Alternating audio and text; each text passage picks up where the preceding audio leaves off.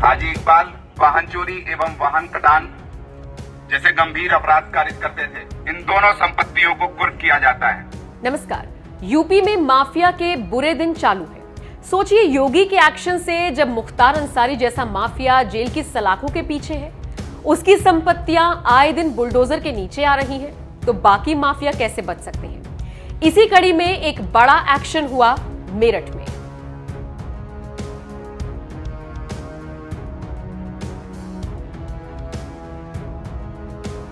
कुछ कहने या बोलने से पहले ये मुनादी सुन लीजिए। वाहन चोरी एवं वाहन कटान जैसे गंभीर अपराध कारित करते थे। हाजी इकबाल इस गैंग का सरगना था। इसके विरुद्ध उत्तर प्रदेश के अलावा अन्य राज्यों में भी आपराधिक मुकदमे पंजीकृत थे। इस मुनादी को खुद मेरठ कैंट के एएसपी सूरज राय कर रहे हैं। हाजी इकबाल ने एवं इसके गैंग ने अपराध करके अवैध रूप से अर्जित की थी। धारा 14(1) उत्तर प्रदेश समाज विरोधी एवं गिरोहबंद क्रियाकलाप निवारण अधिनियम के अंतर्गत इन दोनों संपत्तियों को कुर्क किया जाता है। जानते हैं ये सब किसके लिए किया जा रहा है? अगर नहीं तो सुनिए। नाम हाजी इकबाल, काम गाड़ियों के कबाड़ का, आरोप चोरी के वाहन को कटवाना और उनके पार्ट्स बेचना, साथ ही साथ संगठित गिरोह चलाना। इन्हीं आरोपों के चलते हाजी इकबाल और उसके 3 बेटे अफजाल, अबरार और इमरान इस वक्त जेल की सलाखों के पीछे हैं। अब पुलिस ने हाजी इकबाल की गलत तरीके से बनाई गई संपत्ति भी सील करनी शुरू कर दी है। इन दोनों संपत्तियों को कुर्क किया जाता है। इन दोनों संपत्तियों की कुल कीमत लगभग 10 करोड़ रुपए है। इन संपत्तियों का जिला मजिस्ट्रेट मेरठ महोदय के आदेश से जब्तीकरण किया गया। सुना आपने, 10 करोड़ की संपत्ति 10 मिनट में कुर्क कर दी गई। योगी के यूपी में माफिया पर इसी तरह से लगाम लगाई जा रही है। इस बार गाजगिरी मेरठ के कबाड़ माफिया हाजी इकबाल पर। उसकी 2 कोठियां मेरठ पुलिस ने पटेल नगर इलाके में देखते ही देखते सील कर दी। जिस कोठी के सामने एएसपी मुनादी कर रहे थे, वो और उसके बगल की कोठी इस कार्रवाई में सील हुई। रविवार दोपहर जब मेरठ पुलिस ने कबाड़ माफिया की दोनों कोठियों को सील करना शुरू किया, तो यूपी पुलिस का पूरा दल बल मौजूद था। साथ ही पीएसी के जवान भी तैनात कर दिए गए थे। पुलिस अफसर जानते थे माफिया पर एक्शन लेने जा रहे हैं, कोई भी अनहोनी हो सकती है, इसीलिए तैयारी पूरी होनी चाहिए। देखिए, ये हाजी इकबाल और इसके 3 पुत्र अफजाल, इमरान और अबरार, इन तीनों के विरुद्ध थाना सदर बाजार पर मुकदमा अपराध संख्या 219/21 गैंगस्टर एक्ट का मुकदमा पंजीकृत हुआ।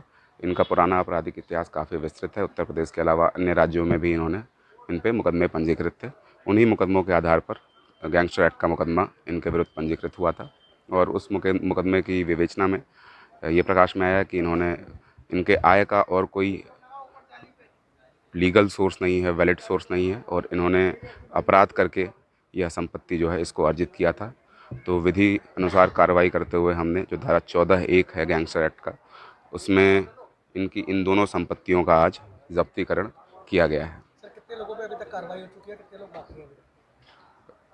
कार्रवाई तो पिछले 6 महीने में काफ़ी सारे लोगों पे हुई है और अभी गैंगस्टर एक्ट के कई सारे मुकदमे और पंजीकृत हुए हैं, जिनमें लगातार हम विवेचना जारी है और जिन लोगों ने अवैध रूप से संपत्ति अर्जित की है उसकी जानकारी हमारे द्वारा की जा रही है और उन पे भी अतिशीघ्र ऐसी कार्रवाई की जाएगी। कोठियों को सील करने की प्रक्रिया से पहले पुलिस ने दोनों ही कोठियों का अंदर से निरीक्षण किया, साथ ही साथ पूरे प्रोसेस की वीडियोग्राफी करवाई। इसके बाद एएसपी सूरज राय ने खुद सार्वजनिक रूप से डीएम के आदेशों को पढ़कर सुनाया।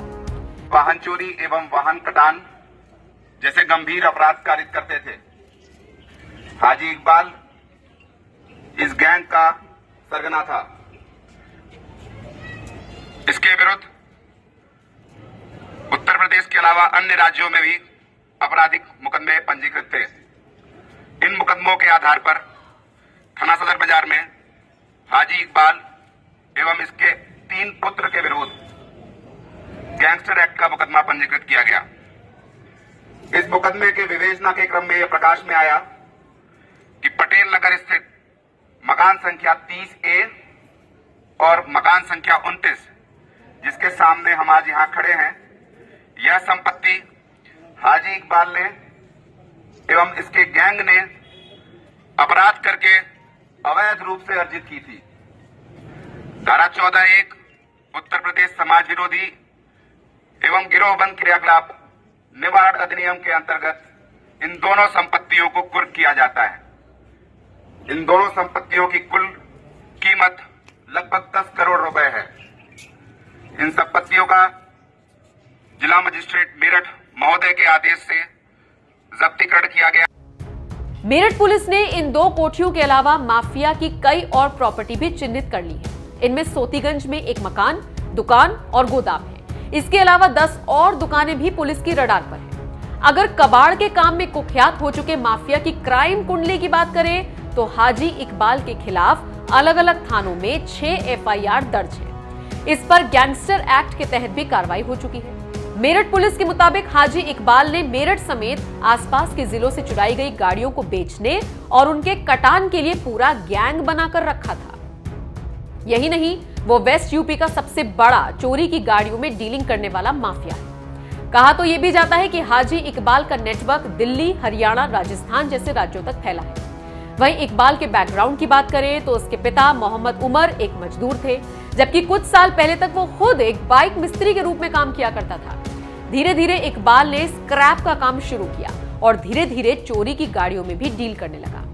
कहा जाता है साल 2009 के बाद ही इकबाल ने पटेल नगर के मकान नंबर 30A को खरीदा और कुछ ही साल बाद मकान नंबर 29 को भी खरीद लिया। साथ ही साथ साल 2010 में रविंद्रपुरी में मकान नंबर 161, 162A और 162B खरीदे और वहां बड़े गोदाम तैयार कर गाड़ियों के कटान का काम शुरू किया। सिर्फ हाजी इकबाल ही नहीं, यूपी पुलिस की ऐसे हर शख्स पर नजर है जो 2 नंबरी है, जिसका गठजोड़ किसी भी तरह के अपराध से है।